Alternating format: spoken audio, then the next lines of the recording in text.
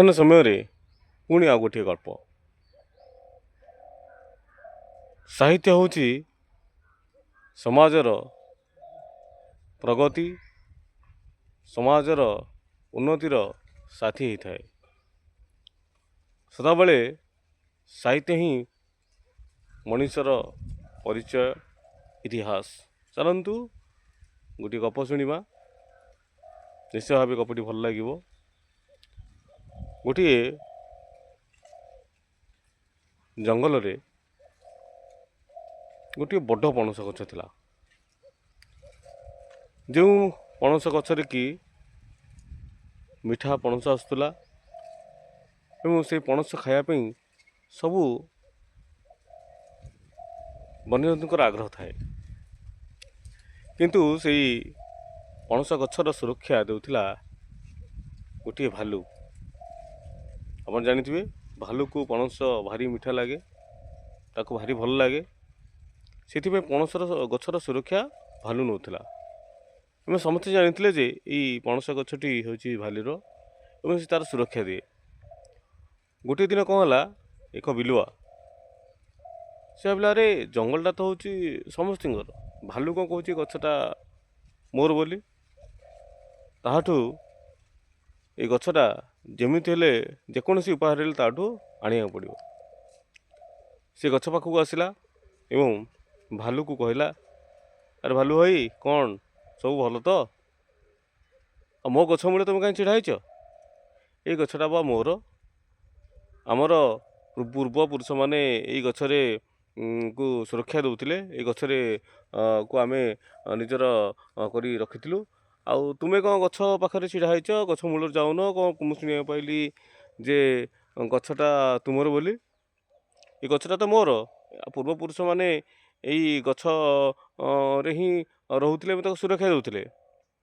ଏହିପରି ଭାବେ ଭାଲୁ ଏବଂ ବିଲୁଆ ମଧ୍ୟରେ ତର୍କ ଚାଲିଲା, ଯୁକ୍ତି ଚାଲିଲା ଏବଂ ବହୁତ ଗଣ୍ଡଗୋଳ ମଧ୍ୟ ସୃଷ୍ଟି ହେଲା। ଏହି ସମୟରେ କ'ଣ ହେଲା, ଏହି ଖବର ଯାଇକି ପହଞ୍ଚିଲା ଜଙ୍ଗଲ ରାଜା ସିଂହ। ଜଙ୍ଗଲ ରାଜା ସିଂହ ପାଖରେ ପହଞ୍ଚିଲା। ଜଙ୍ଗଲ ରାଜା ସିଂହ ପାଖରେ ପହଞ୍ଚିବା ପରେ ସେଇଠି ବିଲୁଆ କହିଲା, ଆଜ୍ଞା, ଏଇଟା ହେଉଛି ଆମ ପୂର୍ବପୁରୁଷର ଗଛ। ଆମେ ଏଇ ଗଛରେ ବହୁତ ଦିନ ଏଇ ଗଛକୁ ଆମେ ସୁରକ୍ଷା ଦେଇ ଆସୁଛୁ ଏବଂ ଆମ ପୂର୍ବପୁରୁଷମାନେ ଏଇ ଗଛରେ କୁ ସୁରକ୍ଷା ଦେଉଥିଲେ। ଆଉ ଇଏ ଭାଲୁ ହଠାତ୍ କ'ଣ କହୁଛି ଗଛ ମୋର ବୋଲି। ଏଇ କଥାରେ ବାଘ ଅନ୍ୟ ଜୀବଜନ୍ତୁମାନେ ମଧ୍ୟ କହିଲେ, ଠିକ୍ କଥା ତ। ଯଦି ବିଲୁଆ ପ୍ରମାଣିତ କରିପାରୁଛି ଯେ ଗଛ ତା'ର, ତାହେଲେ ତ ଆମେ ଭାଲୁକୁ କେବେ କହିପାରିବାନି ଏ ଗଛ ତା'ର ବୋଲି।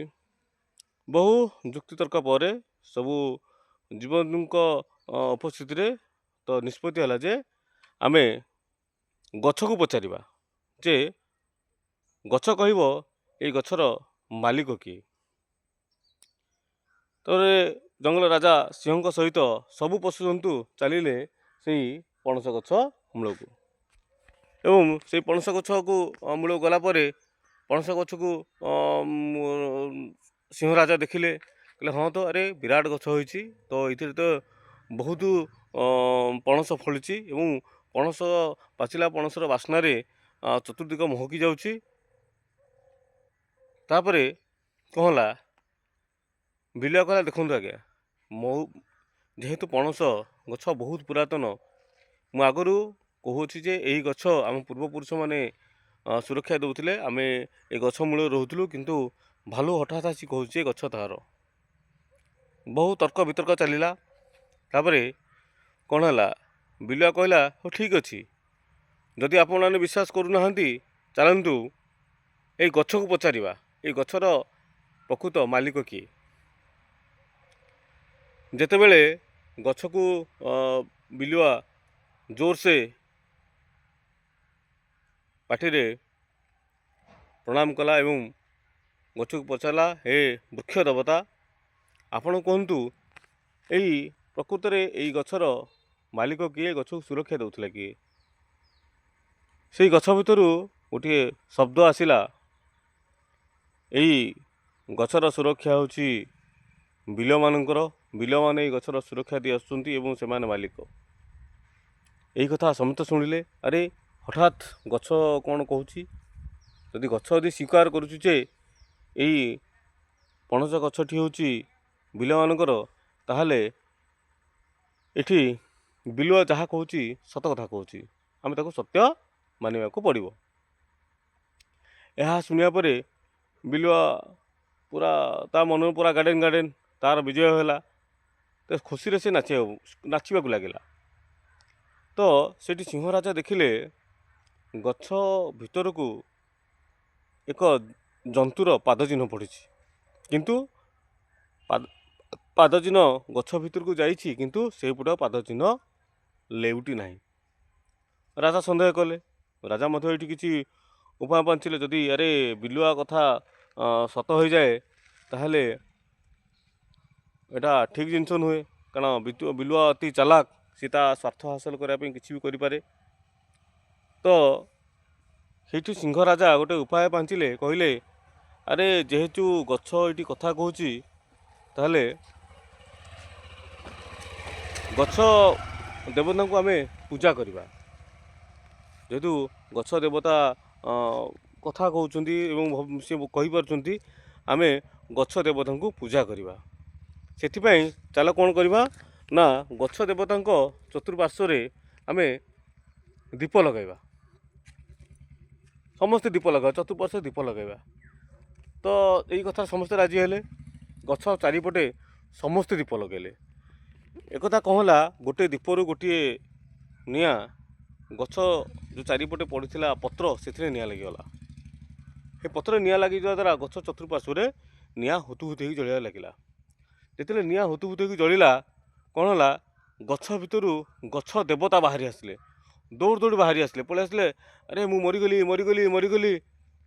ଆରେ ଗଛ ଦେବତା, ତୁମେ ମରିଗଲ? ତୁମ ଗଛ ଦେବତା, ତୁମେ ଏଇନେ କହିଲ ଯେ ତୁମେ ଏଇ ଗଛ ହେଉଛି ବିଲମାନଙ୍କର। ଆପଣମାନେ କିଏ? ଆପଣ କିଏ? ଅର୍ଦ୍ଧପୋଡ଼ା ଅବସ୍ଥାରେ ଆପଣ ଭିତରୁ ବାହାରିଲେ? ଗଛ ଦେବତା ଆପଣ କ'ଣ ପଡ଼ିଗଲେ କି? ସେତେବେଳେ ସେଇ ଗଛରୁ ବାହାରିଥିବା ଜନ୍ତୁଟି ହେଲା ଏହି ବିଲୁଆର ସାଙ୍ଗ। ସେ ଆଗରୁ ପ୍ଲାନିଂ କରିଥିଲା ଯେ ମୁଁ ଏମିତି କରିବି, ମୁଁ ସବୁ ମହାରାଜାଙ୍କୁ ଡାକିବି, ସମସ୍ତେ ହାତରେ ପ୍ରମାଣିତ ହେବ। ମୁଁ ଯେତେବେଳେ ପଚାରିବି ଏ ଗଛ କାହାର, ତୁ ତାହା ପରେ କହିବୁ। ଯେତେବେଳେ ଗଛ ଚତୁଃପାର୍ଶ୍ୱରେ ନିଆଁ ଲାଗିଗଲା, ସେତେବେଳେ ବିଲୁଆର ସାଙ୍ଗ ସେ ଭିତରୁ ବାହାରି ଆସିଲା ଅର୍ଦ୍ଧ ପୋଡ଼ ଅବସ୍ଥାରେ, ଏବଂ ସିଏ ସମ୍ପୂର୍ଣ୍ଣ କଥା କହିଲା, ଆଜ୍ଞା ଏଇ ଗଛ ହେଉଛି ଆକ୍ଚୁଆଲି ଭାଲୁ ବହୁତ ଦିନ ଧରି ଏଇ ଗଛର ସୁରକ୍ଷା ଦେଉଥିଲା। ମୋ ସାଙ୍ଗ ମୋତେ କହିଲା ଆମେ ଏଇ ଗଛକୁ ଅକ୍ତିଆର କରିବା। ମୁଁ ଏମିତି ଏହିପରି ଉପାୟ ପ୍ଲାନ୍ କରୁଛି।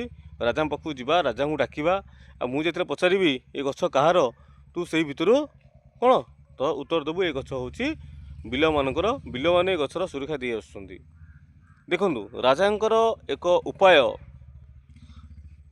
କଲେ ଏବଂ ସମସ୍ତ ସତ୍ୟ ଘଟଣା ବାହାରକୁ ପଳେଇ ଆସିଲା।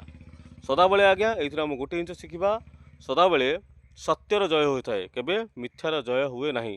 ସଂସାରରେ ଯେତିକ ମିଛୁଆ ଖଚୁଆ ଲୋକ ଅଛନ୍ତି, ସଦାବେଳେ ସେମାନେ ଅନ୍ୟକୁ ଉପହାସ କରନ୍ତି, ଅନ୍ୟକୁ ହଇରାଣ ହରକତ କରିବା ପାଇଁ ଚେଷ୍ଟା କରନ୍ତି। ଆପଣମାନେ ମନେ ରଖିଥିବେ, ସମୟ ଆସିବ ଯିଏ ଯେଉଁ ଗାତ କରେ ସେଇ ଗାତରେ ଦିନେ ନା ଦିନେ ସେ ପଡ଼ିବ।